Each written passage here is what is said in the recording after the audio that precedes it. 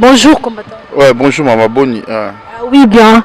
Tu es sur le terrain pour te moniter en pleine réunion, pour informer le monde entier. Bazara Amelkamoko, Bazako s'inquiéter, Congolais, tout Bazar, Basomba qui va billet, Balingi Baye, concert, Ekozalato, Ekozalati. Au quoi, Sabangoni.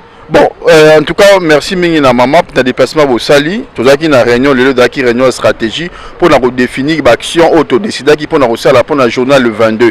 Mais il y aura encore une série de réunion au Sali parce que le 15 juillet, il y a aussi un concert pour hériter. Mais là, il y a le lieu qui spécialement par rapport il y a un concert, il y a fallu le 22. Mais ça, c'est la Liga Moko. Tolobi Boy. Biso ba combattant résistant patriote dans le monde entier na libanda tokataki miziki pona koluka ko conscientiser peuple tokataki miziki pona koluka to permettre peuple congolais sika zali azonga na kibomoto pe ayeba ba droit na ayeba neni na ko revendiquer ba droit na tokataki miziki pona elenga okata miziki te tokataki miziki pona parce que to lingara ba bilonga ba musicien na biso non babi ba jaloux babi tous les combattants sont jaloux musiciens. C'est parce que ce sont des gens qui écoutent la musique, ce sont des gens qui ont fréquenté le monde musical, ce sont des gens qui ne peut pas musicien. Donc, complexe, tu as poto. Na poto la complexe ya yelo monte. Ba voiture ba tambola na ona kin ezala pas sur vandia. Donc na moka o ce que za muto za nord on tambola na voiture o yo lingi. Donc c'est pas un première voiture, c'est un premier mandat, c'est un premier lo monte. Donc tout ça, parce que les biso congolais, il y a likambu ya jalousie, mais il y a likambu ya mabele. Donc on permet de bandeko bazokufa na Kasai, bandeko bazokufa na Kivu na Bandu na Bakongo, les gens souffrent. Biso to ya to bina to ka musique. Donc permettre. Mais balobi musique eza un problème, te po muto eza un problème, eza muto eza na gouvernement. Yende mutu bokoki penda ko torturer po yende azo yeba te ke bato bazokufa. Mais musicien eza simple mutu lokola yo, lokola nga eza simple. Aho sala ka kaina lokola yo sala ka kaina. Mais pourquoi bino bolingi bango ba beta te? Pour musique peut quelque part au cause na problème o ki monze mbumo boye et ça li bien. Mais pourquoi bino bo telemela ka bango? Pour que telemela bato baza na gouvernement, bozo tika gouvernement les musiciens. Pourquoi? Non maman, hein? Musique, tu as musique na banda kuna biso. Musique basalaka eza musique na bango. Tu critiquer en côté. Biso to pesi veto to interdisa et acteur politique. Ezala ba musicien, ezala batu nyo surtout automonique lelo o bazo défendre ba aspiration à peuple te to permettre bango na espace OET. Parce que l'île Nabiso est symbolisé par l'arrêt de la musique. Les gens bitumba autres gens dans le lot pression au diaspora dans le et on le sait là que le niveau Congo peut plater les masses à la vigilance. Donc on ne permettra jamais tant que situation politique y a mot cannabis tant que occupation zali toujours na contrôle ya mabedon et là il y a sursaut patriotique. Les musiciens congolais doivent comprendre que s'ils veulent concourir na koluka solution, il y a une seule manière ya kosala ezali ba yemba ba chanson patriotique ba conscientiser ba dénoncer le mal. Nenge ba roga sali na Congo Brazzaville, nenge ba Youssou ba sala, nenge ba artiste nyonso tout ya miné na monde entier, ba Alpha Blondy ba grand tout. Ba défendant lorsqu'ils étaient en problème. Et puis le Congo il y a un problème. Ba musicien na biso ba yembela kaka ba gourou. Ba yembela pe ba chantaka ka batu o bazali ko détruire peuple, o bazali ko détruire mboka. Ne bango ba yembaka mama.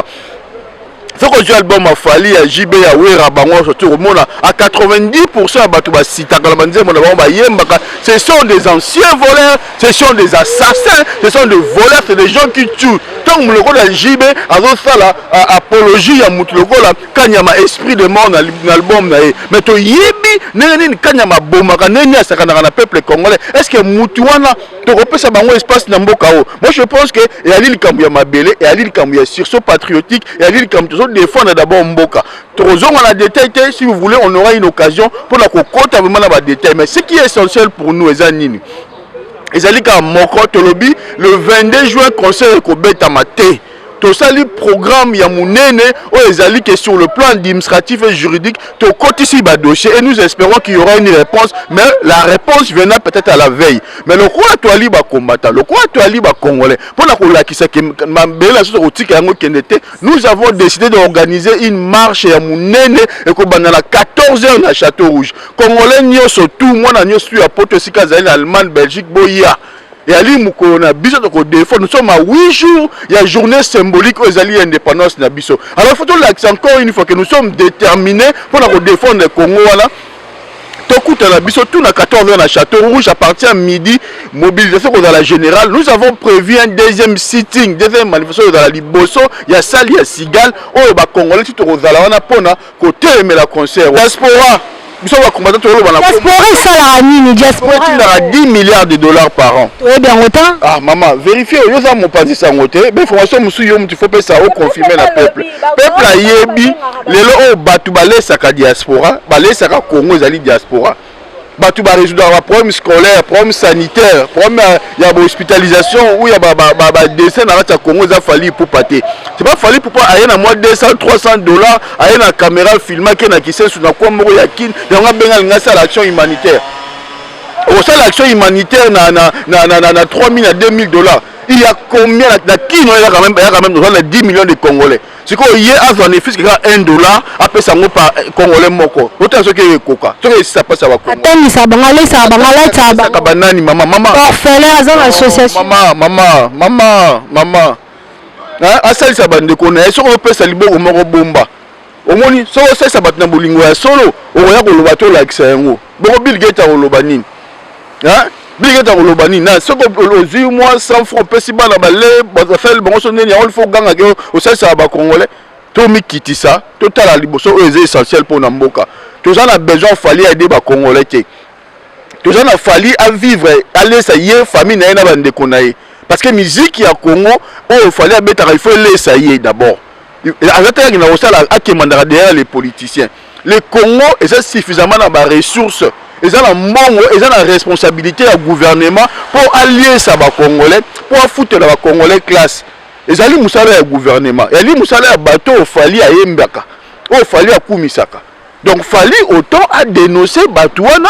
Oh, bah, la peuple. Ce qu'il fallait que se permette d'aider les Congolais. C'est parce que le monde qui va Congolais va dans la souffrance. Pourquoi il ne va pas dénoncer parce qu'il y a un problème, mes alliés?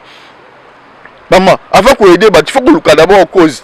Cause à problème, mes amis. Il y a à traiter conséquences, mais cause à traiter. Non, problème aussi la tête. Le problème est le pouvoir en place est irresponsable. Et il faut qu'ils disent tout haut que le gouvernement en place est irresponsable. Et c'est le gouvernement en place qui doit devenir responsable pour aider la population. Parce que on va prendre un mouton pêché, tout le matin, ça ne sert à rien. Il fallait un bon mouton pour aider les Congolais. Tout ça, il y a une polémique et ça, il y a critiqué. Donc, message que ça fallu la ministre qui a patienté ou soit oui ça fallu héritier pour la macambo nous sommes les zones de c'est décidé concert exaté. Conseil mon on ça va Congolais. Bata l'intérêt général, bata l'intérêt personnel. Oh, il y a ça la moutou makasi nae, mitalié, to peksa moutouté, à ça la tête devant le peuple. Donc ce qu'il fallait to héritier, to ministère congolais, aligner intérêt général, ça veut dire à dénoncer le mal au dans le Congo. À défier bisoto bato bunda pour ma belé à Congo. Ce qu'il fallait na héritier ou quel que soit musicien, balingi to vivre en paix, en harmonie, parce que to tiki la bango ba circuler, ba ça album, ba ça soyo ba osala. Nous leur demandons juste une seule chose. Ceux qui veulent aider le Congo, il faut pas dénoncer le système en place. Parce que les guides d'opinion, ils peuvent être des leaders d'opinion, ils peuvent conscientiser et faire soulever le peuple. Et l'autre, c'est qu'il fallait tous les matins laisser ceux qui disent Congolais, 3 Congolais, et qu'on résout des problèmes à Congo, puis misère à Congo aussi la thé. Et je pense qu'à un moment, à Rokatana, parce qu'on a un bon côté. Ce n'est pas le premier Congolais où Abani Osa a une initiative. Et diaspora n'a plus de 10 milliards par an, mais 10 milliards on les a cocatés pour aussi ça passe à Congolais. Donc, quelque part, il faut tous à la battre, tous à la banyamate, pour tout le temps, on comprendre la réalité à Mokilité. Il y a un gouvernement qui est irresponsable, qui n'est pas capable d'assurer le bien-être social de base de la population. Et c'est là où il y a le problème. Attaquer le problème, il faut ma réponse attaquer le problème, c'est le système, c'est le gouvernement qu'il faut dénoncer, qu'il faut pousser dehors, et c'est là que tu es d'accord. Mais tant que le message n'a pas et ça dit qu'il y a embrouillé batou, il y a mekabiso, en résistance, et l'ensemble de la diaspora aujourd'hui est tranquille. Il y a une paix sociale dans la poto que diaspora n'a pas comme responsable, à comment ma formation, mais ça là, les gens ils vivent tranquillement.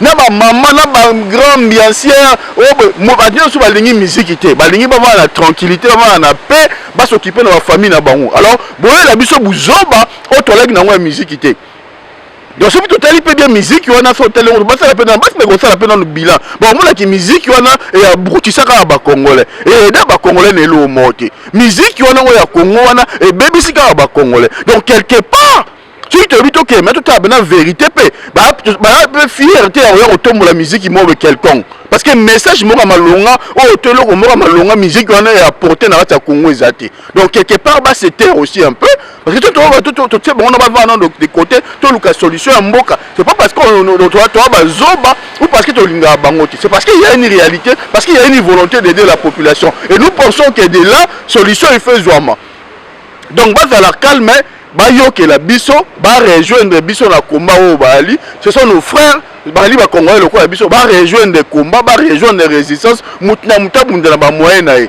to rotili bango ba kende ko finga pouvoir te mais to tindi bango ba sala ba vidéo et ils ont dénoncé difficultés sociales ou ils ont dénoncé ba passe ya peuple congolais ça va être déjà l'essentiel na musa na bango ba rejoindre biso to ça l'effort ensemble, tout le monde peut apporter ma réponse. Nous avons besoin d'une intelligence collective, nous avons besoin d'eux parce qu'ils sont des leaders d'opinion, ils sont nos frères congolais, de tous à l'ensemble, unité l'équidon. Fali héritier, orgueil et foutaranangote, babundarana peuple te, peuple namta salibino, peuple namta olal semno na se. Donc bozong asi mabino moko bo annuler concert na bino, bo annuler événement na bino, tous à la unité ingeta. Merci mingi na merci le grand combattant, merci au bas monde entier boyoki, ma morande zokende, bino mo boyo kanga la na lo lobate. Bino mo botinda ki botinda ba question na bino, ba lobi groupe apanza sango boyoki, bozui ba résultat na bino na cadre kaka. Réunion générale les a awa tout vendredi, donc tout à vendredi awa. Même tout le monde doit posa ya réunion ko ya na yi. Aya, hein, te permettre batba parce que là comme mobilisation générale, même ceux qui sécurité vous répondre à vérifier mais boya. En tout cas, la porte est ouverte. Hein. Tu as besoin de conseils, tu as besoin d'expertise, tu as besoin de congolais, tu as sa stratégie pour que tu luttes ensemble le 22. Donc, mais que sécurité Zali, donc voilà. Donc, sécurité aux ala.